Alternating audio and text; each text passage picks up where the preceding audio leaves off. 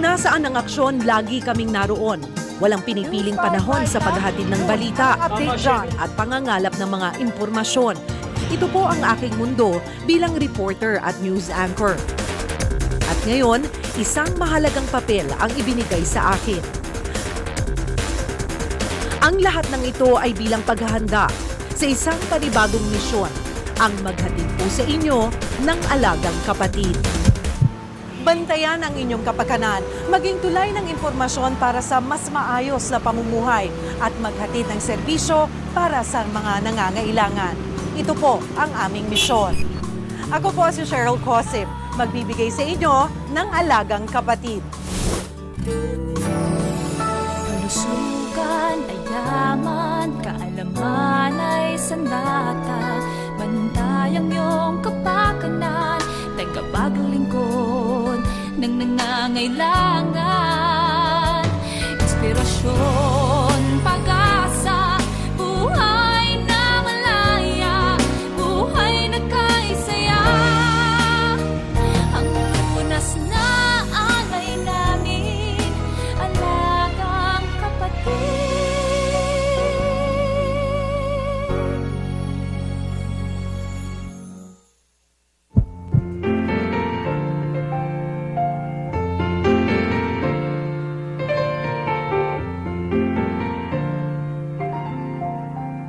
Mula nang isilang si Carl, batid na ng kanyang mga magulang na wala itong kagigisnan na normal na buhay. Paano nga ba siya naigapos sa pambihirang karamdamang kakambal na niya mula kapanganakan?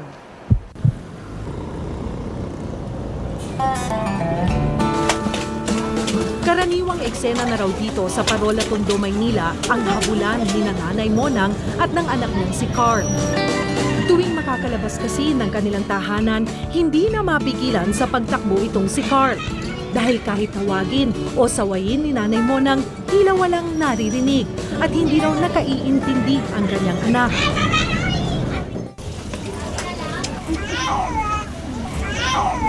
Dana! Ali! Yan! Singkit na mga mata, palapad na mukha at minsay usling dila. Maging sa kanyang asal, taglay nga ni Carl ang mga katangian ng isang batang may Down syndrome. Hindi raw lubos na nauunawaan ni Nanay Monang ang kondisyon na ito. Kausapin mo siya ng maayos. Hindi katulad ng normal, pag kinausap mo, pwede na. Katulad niya, dapat nag-aaral na siya, di ba? Hindi siya makapag-aral, di ba siya masubaybay. Saan po si Nanay Monang? Diretso po doon. Hindi na po siya no time na tayo. Dito nakatira. Nay Monang. Hi po, si Cheryl po. Kamusta po? Sa aming pagbisita sa kanilang tahanan, hi Carl! Ito si Carl. Hi Carl! Personal kong naranasan kung gaano kakulit si Carl. Muntik pa ngang masira ang aming kamera. At para mapakalma si Carl, kadalasan palo ni Nanay Monang ang kailangan. Papaluin ko yung kamay mo. Ha? Ha? Palo? Yan, gaganin lang siya. Kikiss niya ako. At ang isa pang nagpapatahimik kay Carl, pagkain. Pero matapos kumain, simula na naman ang higit na pahirap kay Nanay Monang. Bukod kasi sa kanyang kondisyon, isinilang din si Carl na may imperforate anus o walang butas sa puwetan. At upang mailabas ang dumi sa kanyang katawan, ginawan siya ng colostomy o butas sa tagiliran kung saan nakaluwa ang bahagi ng kanyang daluyan ng dumi. Madalas kasi. Ito raw ang matinding kalbaryo ni Nanay Monang sa kanyang bunso na 10 taong gulang na. So ganito yung madalas na ginagawa ni Nanay Monang sa paglilinis kay Carl, lalo na pag siya'y dumudumi. Kasi ang nangyayari, kumakalat sa katawan niya, minsan nagkalat sa kanilang bahay yung dumi ni Carl. Para maiwasan yung impeksyon, kailangan linisin agad. Pawang may sariling pamilya na kasi ang 6 na nakatatandang kapatid ni Carl. Byuda na rin si Nanay Monang kaya't mag-isa niyang inaasikaso ang pangangailangan ng anak.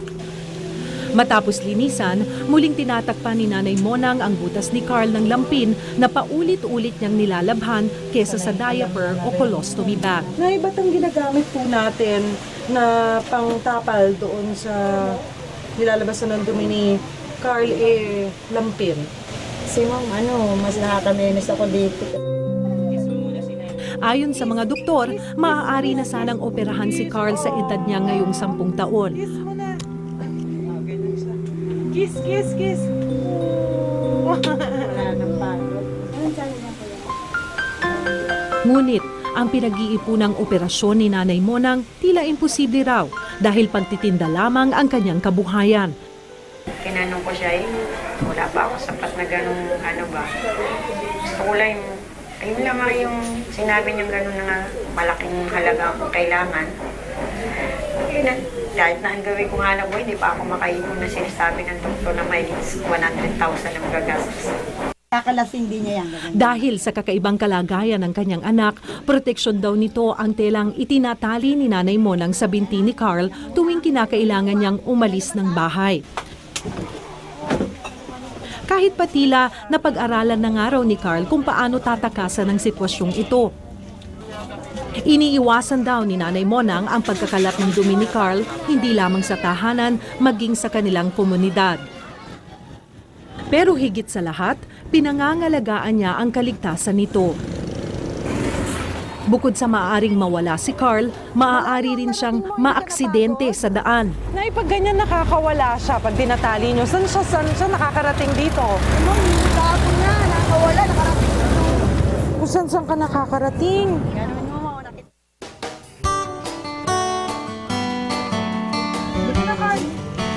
Kaya kadalasan, nagkukulong na lamang dito sa kanilang tahanan ang mag-ina. Ganito kami, ma'am. Yan na. At ang tangi nilang libangan, ang paboritong laro ni Carl na itinuro rin niya sa amin. Ready to fly? Fly! Yeah! Superman! Superman! Ang mga ganitong pagkakataon, tila sukli na raw sa araw-araw na sakripisyo ni Nanay Monang. Pero di ba na may mga pagkakataon na talagang yung gusto mo, yung pagod ka na, yung nakakaramdam ka na ng pagod. Ay, pag napapagod ako, napapalo ko siya, malikot siya. Pag kinis ako, ma'am, natatawa na ako sa kanya kasi sunod-sunod, ma'am. Bagamat nananatiling matatag sa hamon ng kapalaran nila, hindi raw maiiwasan ng isang ina ang mag-alala para sa kinabukasan ng kanyang anak, lalo na sa tulad ni Carl na espesyal. Nay, ano po ang hinahangad nyo para kay Carl? Ang hinahangad ko lang po yung maoperahan ko siya. Tapos parang maramdaman ko na magaang ba sa akin. Kasi sa sitwasyon ba ng anak ko, pag nakikita ko na siya, ayun, maramdaman ko na nahihirapan. Yung anak ko nahihirapan din ho ako. Nay, kami po dito sa Alagang Kapatid ay narito para ibigay po yung matagal nyo ng hinahangad.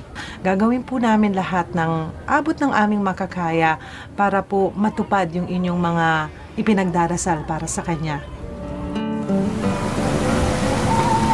Salamat po, ma'am.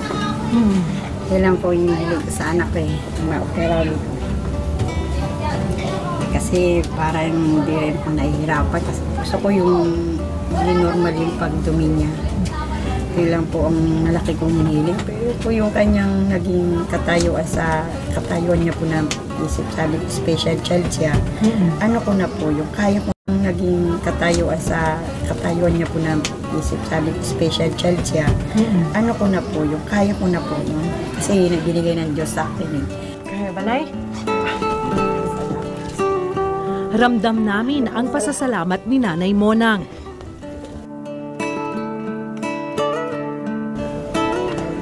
Okay lang yan. So, Nay, natin yan. Pagtutulungan natin yan.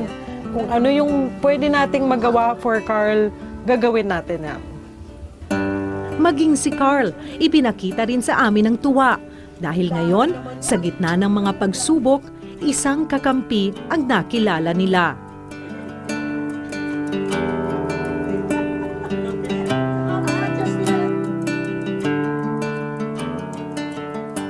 Bigyang linaw natin ang problemang dinadala ng isang ina dahil sa pambihirang kondisyon ng kanyang anak.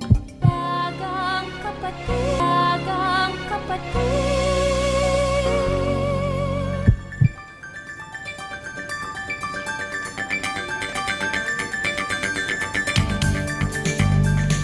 Sinimula ng mga diagnostic test upang masiguro ang lagay ng kalusugan ni Carl.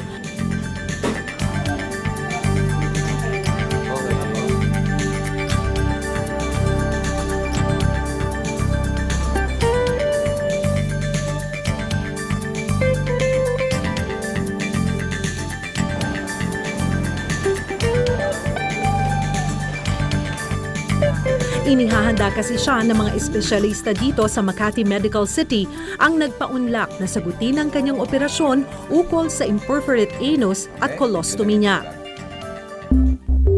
Ayon sa mga pag-aaral, tinatayang isa sa 5,000 na isinisilang na sanggol sa buong mundo ang nagkakaroon ng ganitong depekto. Nangyayari raw ito sa ika-5 hanggang ika-7 ng pagbubuntis ng isang ina. Ipinaliwanag sa amin ni Dr. Michael Padlan ang 2 procedure na gagawin upang maitama sa posisyon ang large intestine ni Carl. Yung unang operasyon niya is yung tinatawag na posterior sagittal anal reconstruction or yung paglagay ng butas sa puwet. Tapos yung pangalawang operation will be yung tinatawag naming takedown of colostomy o yung ipapasok na yung bitukang nasa labas ng tiyan sa loob ng tiyan. Okay naman na yung mga resulta nyo, pero kailangan pa rin natin ipakita yung si Carlos sa cardiologist at saka sa pulmonary pediatrician para at least malaman natin kung talagang okay na okay siya, prepared na prepared siya para sa operasyon. Maraming po salamat, Dok. Binigyan niyo kami ng pansin. Salamat po ako sa inyo. Yan lang po masabi ko, Dok. Masaya po ako. Sa loob ng ilang linggo, maihahanda na raw si Carl sa operasyon.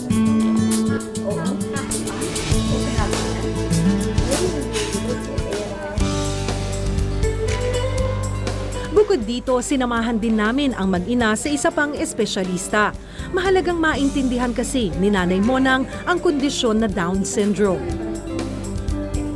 Binigyang linaw naman ni Dr. Carmencita Padilla na walang kasalanan si Nanay Monang sa pagkakaroon nito ng kanyang bunso.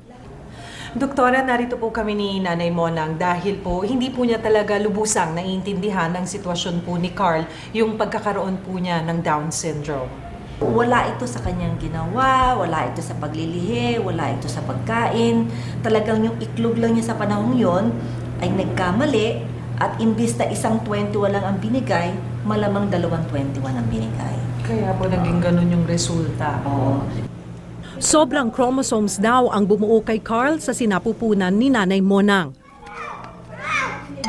Ang kondisyon na tinatawag na Down syndrome o trisomy 21 ay ipinangalan sa British na si Dr. John Langdon Down ang nakadiskubre sa karamdaman noong 1866. Ang normal kasi dapat ang bilang 46 eh.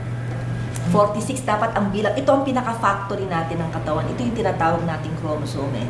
Pag babae, 46XX. Pag lalaki, 46X at saka Y. Pag sinabi mong may Down syndrome ang isang bata, ang ibig sabihin nun ay 3 ang 21. Okay. So, ang sa kanya, malamang nagbigay siya ng 221, yung asawa niya nagbigay ng isang 21, kaya naging 3 ang 21. Ang 47 chromosomes na ito rin ang dahilan kung bakit halos iisa ang hubog ng mukha at pangangatawan ng mga batang may Down syndrome. Ayon sa talaan, isa sa bawat 800 na ipinapanganak na bata sa buong mundo ang may ganitong karamdaman. Malaki raw ang porsyento ng posibilidad na magkaroon ng ganitong anak ang mga ina na 30 years old pataas. Si Nanay Monang, 42 years old na raw nang ipagbuntis si Carl. Doktora, si Nanay Monang po kasi, ang malaking challenge ngayon sa kanya ay kung paano aalagaan si Carl ng tama. Dahil 10 years old na po si Carl, ano pa po ang pwede nating gawin para sa kanya? Ang isang ordinaryong bata, naglalakad pagdating ng mga 1 year to 1 year 2, no? Pero ang isang batang may Down syndrome, pag hindi natin tinuro ang maglakad, ay baka 4 na taon pa siya bago maglakad. Pero kaya niyang maglakad. Lahat lang talaga delayed.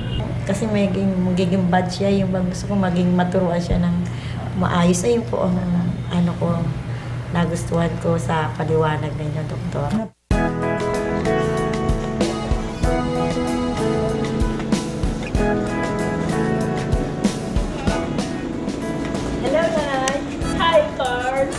Dito ay matututukan na ang pagsasaayos ng kilos at asal maging ang edukasyon ni Carl.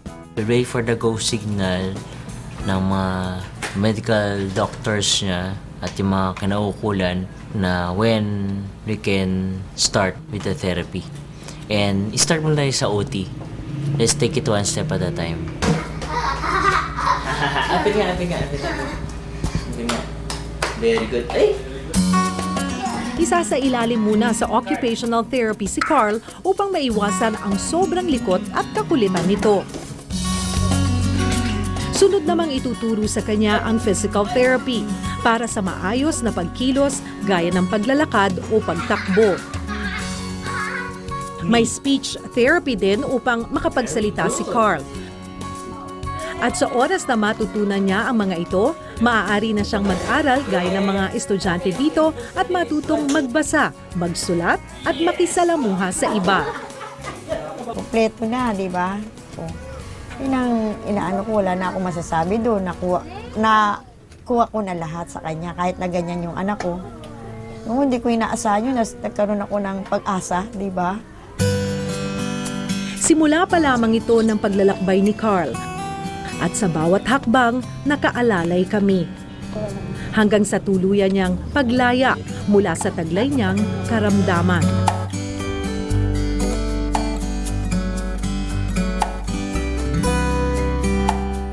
Alamin kung papaano nga ba ang paghahanda ng ating mga kapatid sa banta ng isang outbreak, ang pagkalat ng isang nakamamatay na sakit.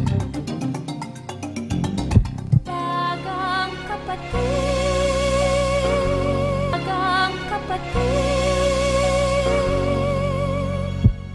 Tumaas ng 45.3% ang kaso ng dengue sa buong bansa sa kalagitnaan pa lang ng taon. District 2 sa QC, ang Barangay Gulod sa Novaliches ang may pinakamaraming dengue cases. Idineklara na ang state of calamity sa Digos City, Davao del Sur dahil sa outbreak ng dengue.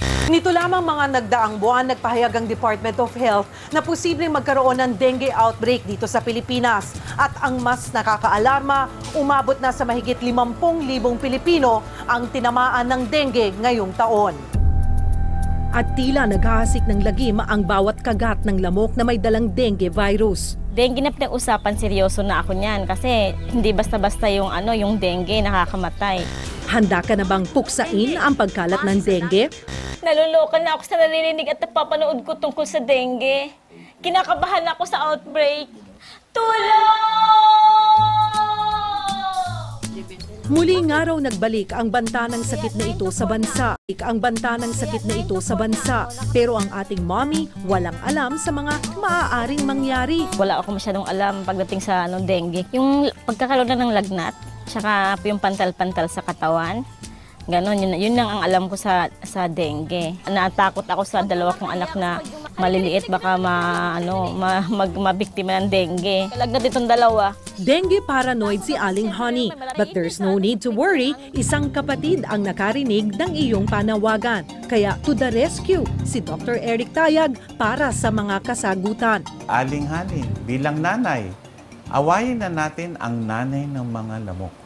Kung ihahambing sa lagnat, tila kinukumbulsyon na nga raw ang Pilipinas sa biglaang pagtaas ng dengue cases sa bansa. Mula Enero hanggang Hulyo noong isang taon, naitala ng DOH ang 27,473 na kaso ng dengue.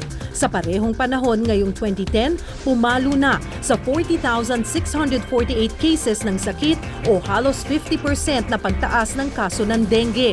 Ang nakakabahala, patuloy pa itong nadaragdagan. Hindi nga lang si Aling Honey ng Parañaque ang namomroblema sa nakaambang panganib. Para na rin kasing may dengue rashes ang buong Pilipinas sa dami ng lugar na apektado sa bansa. Dr. Tayag, bakit nga po ba lumubo ng ganyan ang dengue case sa ating bansa? Nataon na may El Nino tayo sa pag-umpisa ng taon at tuloy-tuloy yung pag-ulan. Katunayan, mas dumadaming kaso ng dengue sa pagpasok ng tag-ulan. At ngayon nga, Agosto na, makikita pa natin ang pagtaas pa ng mga kaso sa iba't ibang bahagi ng bansa. Siguro hanggang October yan. Kaya't mag-ingat, Aling Honey, dahil ang hindi alam ng karamihan, mataas ang posibilidad na magkaroon ng dengue fever kapag araw. Day biting yung lamok, ang pangalan niya ay Aedes aegypti.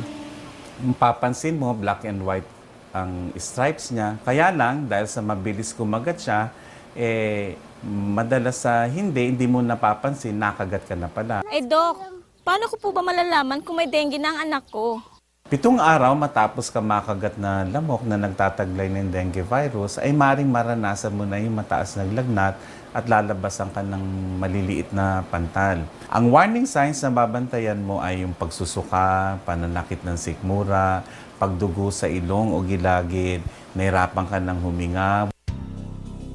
Kung mapapabayaan, aabot ang lagnat sa advanced stage ng dengue, ang dengue hemorrhagic fever o DHF. Ilan sa senyales nito ang pagbagsak ng platelet count na siyang tumutulong upang mahinto ang labis na pagdurugo sa ating katawan.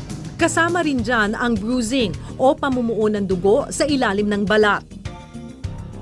At kung mamalasin pa, worst case ang dadapo sa iyo na tinatawag na dengue shock syndrome o DSS.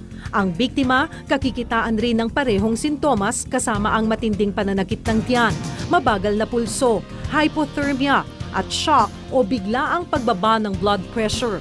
Kung hindi maaagapan, maaari itong mauwi sa pagkamatay. Ganon? Ngayon sinusubukan na rito sa Metro Manila ang iba't ibang paraan upang makumpirma ang dengue fever sa lalong madaling panahon. Isa rito ang dengue NS1 strip. Dito'y sinasagawa ang NS1 testing. Ito'y early detection sa dengue infection. May kamahalan ang test na ito, umaabot ng 2,500. Pero sa unang araw pa lamang ng lagnat, maaari nang gawin ang test na ito para malaman kung positibo o negatibo ang isang pasyente sa dengue virus. At sa loob lamang ng 15 minutes, alam mo na ang resulta. Carmen, ano ang resulta nito, Carmel? Yung patient natin, negative siya for dengue NS1. Naku, magandang balita yan dyan sa pasyente natin yan. Bakit siya nag-negative? Paano mo makikita sa test na ito? Makikita mo yung pink line, yun yung control band natin. Kung may nag-appear pa na another pink line, dun mo masasabi na positive yung patient. Yung pala, kasi sa mga Pero ang pinakamabisang lunas sa dengue, tamang kaalaman, kaya ang mga karaniwang maling akala ukol sa sakit na ito, binigyang linaw din ni Doc. Ang estero madumi at maraming basura. So ang ibig bang sabihin noon, doon nanggagaling ang maraming lamok na may dengue? Yung lamok, ang hinahanap niya ay clean, stagnant water.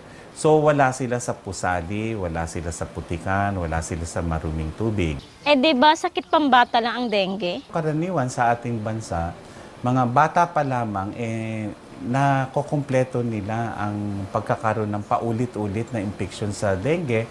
Kaya kadalasan sa mga bata natin nakikita ito. Subalit, yung mga matatanda na hindi pa nagkakadengue nung bata pa sila, ay maaaring magkaroon ng dengue. Nagkaroon na ng dengue yung anak ng kapitbahay ko. So ang ibig sabihin ba nito, hindi na siya magkakaroon ng dengue ulit? Hindi ka na magkakaroon ulit kung parehong strain yung naka-infect sa'yo. Sapagkat 4 yung strain ng dengue. Ang pangalan niya ay dengue 1, 2, 3, and 4. Kung ikaw ay nagpatingin at nasabi nagkaroon ka ng dengue at nagkasakit ka ulit at sinabing dengue, doon mo lang malalaman na naulit ang iyong dengue. Dinala sa ospital. Aling Honey, makinig na mabuti. Ito po ang payo sa inyo ni Dr. Tayag.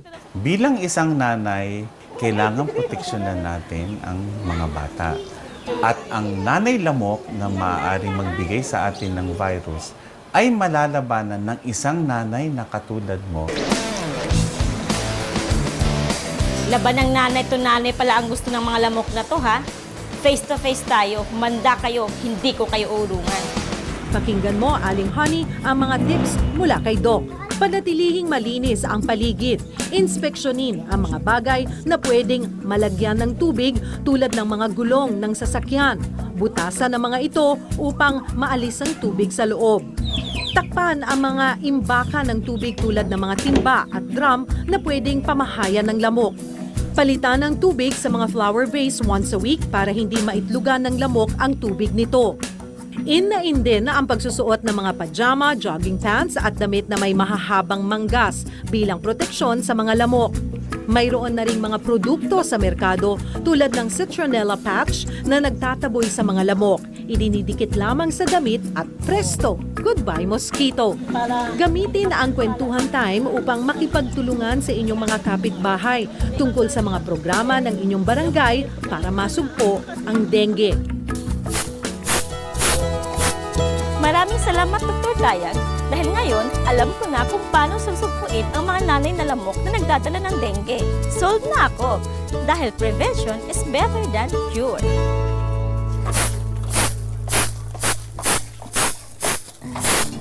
Isisiwalat namin ang kaawa-awang estado ng serbisyong pangkalusugan sa Pilipinas.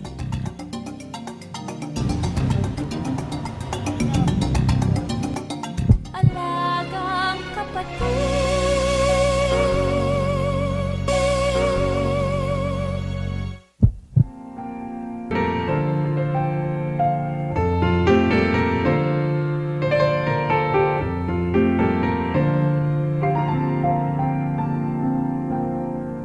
Karaniwang idinadaing ng ating mga kababayan na talagang mahirap magkasakit dito sa Pilipinas. Kung salat ka sa buhay, tila abot tanaw mo lang ang mga pagamutan at medisina.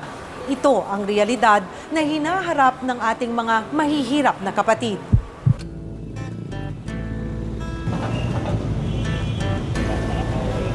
Sa gilid ng simbahan ng Binondo, natagpuan namin ang pamilya ni Micaela.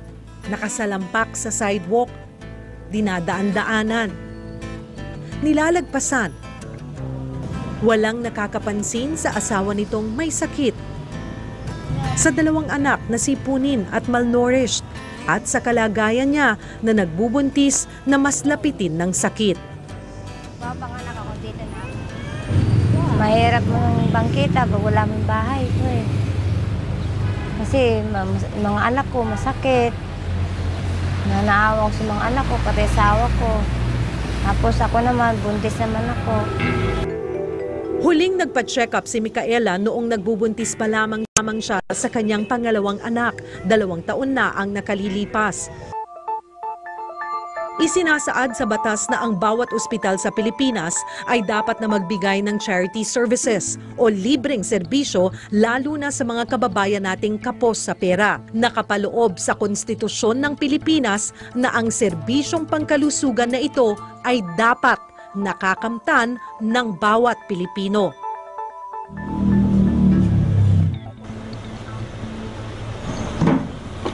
Habang ang asawa niya ay abala sa pamamasura, nagdesisyon si Micaela na sadyain ang mga ospital na malapit sa Binondo. Una niyang pinuntahan ang isang pribadong ospital sa Moriones, Tondo habang maingat na nakamanman ang aming grupo. Alangan man siya sa kanyang pagtatanong, naituro naman siya sa dapat niyang puntahan, sa dispensary. Pero ang sumalubong kay Micaela, presyo agad ng bawat serbisyong medikal. Pagka mga anak dito may package deal. Sa dispensary, ang normal, 30,000. Oo. Magsasarya, 25. Hindi ko pwede mga anak ko dyan kasi may bayad daw eh. 2,000 daw eh. Public doon sa kabila doon sa ospital. Sa laki ng perang kailangan, walang nagawa ang kawawang Micaela kundi lisanin ang ospital. Kahit masama ang loob, itinuloy pa rin ni Micaela ang paghahanap ng iba pang ospital. Kung tutuusin kasi, maswerte pa rin ang mga naninirahan sa lungsod sa dami ng pasilidad na pangkalusugan dito. Ang sumunod niyang tinungo, ang isang pampublikong ospital sa Tayuman. Pero pagdating sa pinto, ang gwardyang nakabantay, pinapaiwan ang anak niya sa labas at hindi daw pwedeng ipasok. May nagmagandang loob naman na hawakan muna pansamantala ang anak ni Micaela para siya'y makapasok. Pagdating sa loob, hindi rin naman siya pinapansin. Pinagpasapasahan at saka pinauwi. Hanggang sa napadpad siya sa isang malaking universidad na may ospital. Pero hanggang gate at pader lang ng compound ang kanyang narating.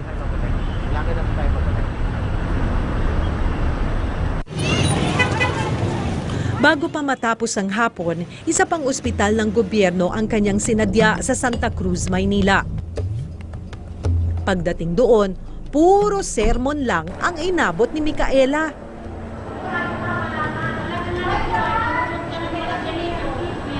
Mumulot daw ako ng mineral para bibenta ko raw. Sabi ko daw mga lakal kasi buntis ako eh. Sabi niya, paano yan? Wala kang pera. So, yaman na. Wala lang ako, te. Bigla na lang ako. Abot kamay na sana ni Micaela ang mga serbisyong medikal dito sa lungsod. Pero malinaw na hindi nito saklaw ang mga katulad niyang kapos. Sa ilang ospital na kanyang sinubukan, naisip ni Micaela na ang pagpapaospital hindi para sa katulad nilang salat sa buhay.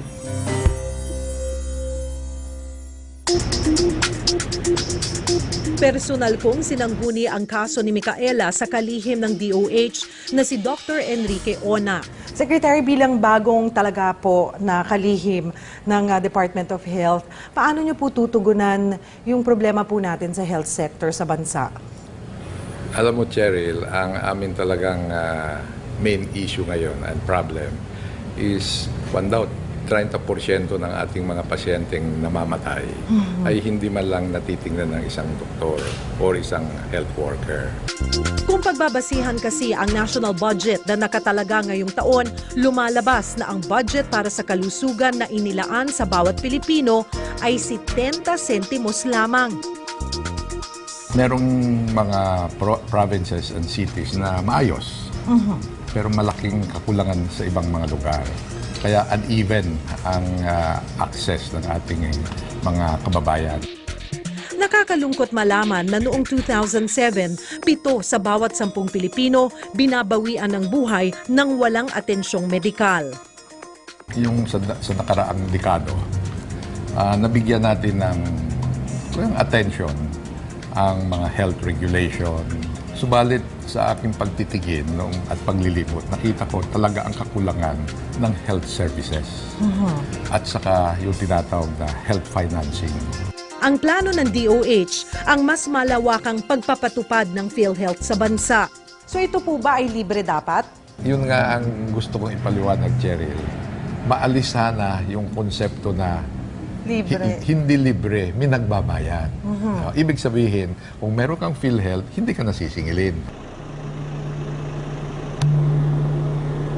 Ang PhilHealth hindi naman daw natitikman sa mga liblib na barangay tulad ng Agiwas sa Alilem, Ilocos Sur. Ang 200 metrong lapad ng ilog na ito at 3 oras na lakaran ang tila nagsisilbing pagitan ng baryo ng Agiwas sa sentro ng barangay.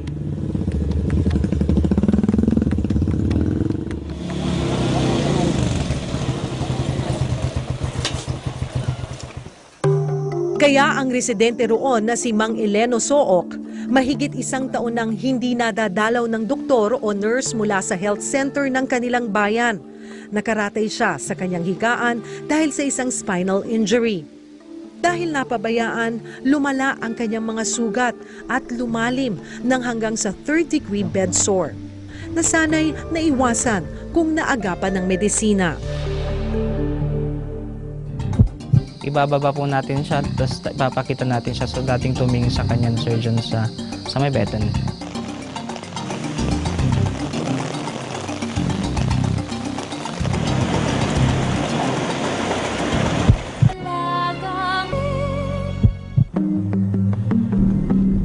Tahimik at maaliwalas ang bayan ng Alilem. Pero sa aming paghahanap sa isang pasyente sa malayong barangay ng Agiwas, tumambad sa amin ang sira-sirang kalye, makipot at matarik na daan. Pinaunlakan kami ng municipal nurse ng Alilem na si June na bisitahin sa kanyang tahanan ang isang pasyenteng matagal nang nakaratay sa banig. Ano, kumusta? Nadatnan namin ang 48 taong gulang na si Mang Eleno. Hinang-hina ito at halos di makagalaw sa kanyang kinahihigaan. Kuya, sino po naglilinis nito? Nang check-upin ni June, isa-isang bumulaga ang mga nabubulok nitong bed sore sa iba't ibang parte ng paralisado nitong baywang hanggang paa. Nag-develop na po siya ng maraming bed sore. 4 po ang nakikita ko. At malalim na po sila. Makikita na rin po yung mga ibang buto. Kumbaga 3rd degree na siya, bed sore. Isang simpleng pangingitim ng balat na sanay madaling pagalingin pero umabot pa sa 3rd degree sore o sugat na gumagapang hanggang buto. Mga midwife kami nag-refill dito monthly. Di lang namin nasisigurado kung pumupunta sila dito. First thing po yung access ng road papunta dito. Yung manpower din po namin. Pero kami, di namin napupuntahan kasi isa-isang nililinis ni June ang mga sugat ni Mang Eleno at nilalapatan ng paunang lunas. Habang ginagamot ni June si Mang Eleno, nakatawag ng aming pansin ang tahimik na nagmamasid sa isang sulok, ang may bahay nitong si Aling Irene. Siya na ang tumayong nurse at doktor sa asawang si Mang Eleno sa loob ng halos 15 buwan. Ako po lang sir kasi yung anak namin, inano namin sila na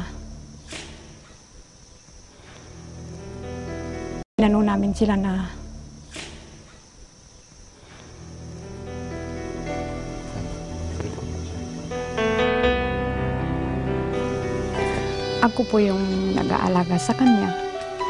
Kasi yung mga anak namin, sila na ang tumatayong parang magulang. Kasi ganito nga ang tatay nila. Sila ang naghahanap buhay para sa amin. Sariwa pa kay Aling Irene ang mga pangyayari. Na-aksidentong po nga siya, natamaan ng bato sa likod niya. Kaya yung spinal cord niya nadali. Kung anong resulta ng check-up ko, ayos naman. Kahit uwi na kami at dito ako alagaan ng asawa ko. Dahil walang pambayad sa ospital, pinili na mag-asawa na magpagaling na lamang sa bahay. Subalit sa paraang ito, mas lumala pa ang karamdaman ni Mang Eleno. Kinonsulta ni June ang kaso ni Mang Eleno sa dating doktor nito. Dahil malalim na ang bed sores, nirekomenda na kailangan ng magpatingin ng pasyente. Ibababa po natin siya, tapos ipapakita natin siya sa dating tumingin sa kanyang surgeons. Sa tulong ng mga kapitbahay, mabilis na nakagawa ng isang improvised na stretcher para kay Mang Eleno. Atras mo to eh.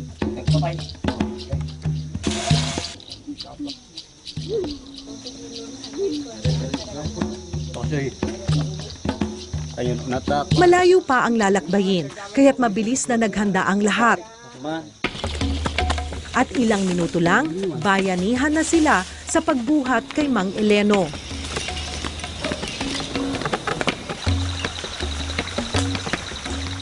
Subalit, hindi pa nga umaabot sa 1 kilometro ang kanilang nilalakad.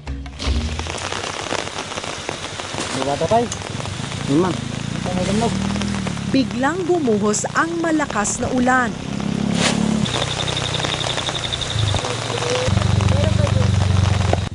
Pero hindi ito naging hadlang para isugod si Mang Eleno sa ospital. Walang usap-usap. Walang pahinga-pahinga. Subalit, palakas ng palakas ang bagsak ng ulan. Maya-maya pa, ng mga oras na yon, tila nananadya pa ang langit. Matapos ang malayong pagbabagtas, binabahang kalsada ang tumambad sa kanila.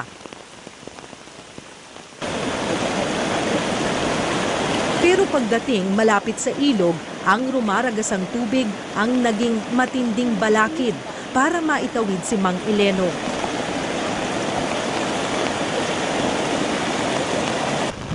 Imbis na magbalsa, napilitang idaan ng pasyente sa makipot na hanging bridge na halos dinuduyan ng malakas na hangin. Pero sa ngalan ng pangangailangan, sinuong ng grupo ang matinding hirap sa paglalakbay. At naitawid ng maayos si Mang Eleno sa kabilang ibayo.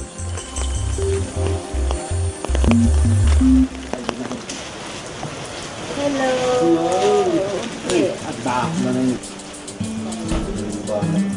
Kailangan magpalit ng damit. Hindi na. Masaya na sanang naihatid si Mang Eleno. Subalit pagdating ng health center, naka-leave pala ang doktor. Kaya ang nag-asikaso sa pasyente, sila-sila pa rin. Maayos naman sana ang kalagayan ng health center rito. May ward na may higaan para sa mga pasyente. Kompleto namang maituturing sa mga basic na pangangailangan. Wala po yung medical doctor, tsaka kailangan po siya talaga i-transfer sa hospital para ma-check up talaga, thoroughly. Sa ganitong kalayong lugar, karaniwan na sa mga pasyente ang di agad nabibigyan ng serbisyong pangkalusugan dahil sa mga kakulangan. Kung hindi gamit, tao.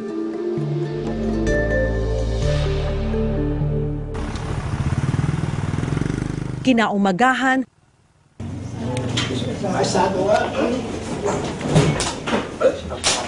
ginawa namin ang paraan na mapatignan sa mas malaking ospital si Mang Eleno.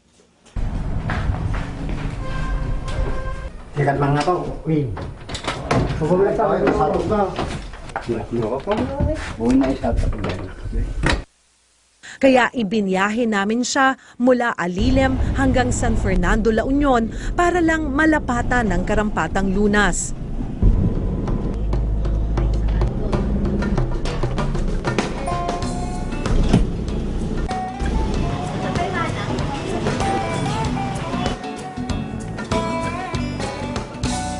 Ayon sa National Statistics Office, 38% pa lamang ng mga Pilipino ang naabot ng PhilHealth. Pero wala raw itong silbi para sa mga kababayan nating di abot ng serbisyong pangkalusugan. Binalikan ko si Micaela sa lansangan ng Tondo. Sinundo po namin si Micaela kasama ang kanyang pamilya dahil tutulungan po natin dito sa Alagang Kapatid na makakuha sila ng PhilHealth card. Kaya po. Wait.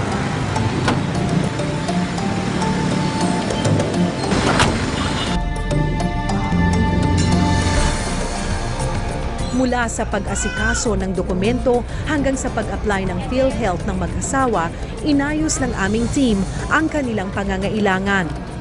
Magbabayad na tayo ng kanyang membership. Pagkatapos ng pagproseso ng papel, tinawag na ang pangalan ng mag-asawa. So ayan, meron ka ng PhilHealth card. Okay? Okay. Ha? Maraming salamat. Ang makitang masaya si Micaela at ang kanyang pamilya at siguruhin na magkakaroon sila ng access sa mga ospital ang hangarin namin.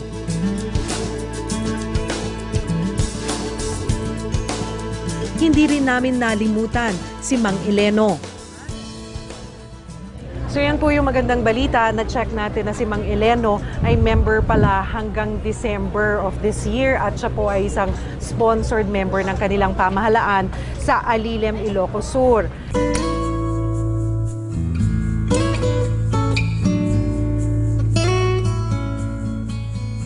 Ang planong pagpapalaganap ng PhilHealth para sa mga mahihirap ay isang magandang programa.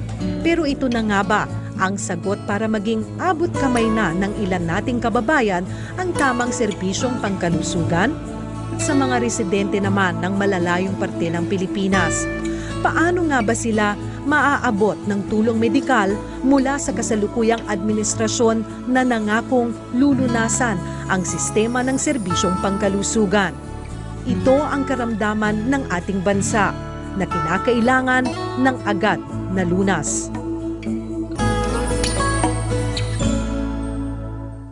Para sa inyong mga katanungan o pangangailangang medikal, maaari po kayong lumiham sa amin at ipadala sa Alagang Kapatid, care of TV5, Barangay San Bartolome, Quirino Highway, Novaliches, Quezon City. O kaya'y mag-email sa alagankapatid@gmail.com at sisikapin po namin itong tugunan. Sana'y makasama na namin kayo tuwing Sabado sa aming misyon na maging tagapagbantay ng kalusugan at tagapaglingkod sa mga nangangailangan. Muli po, ako po si Cheryl Cosim, Alagang Kapatid, ang lunas na alay namin. Tagabagang lingkod ng nangangailangan, inspirasyon.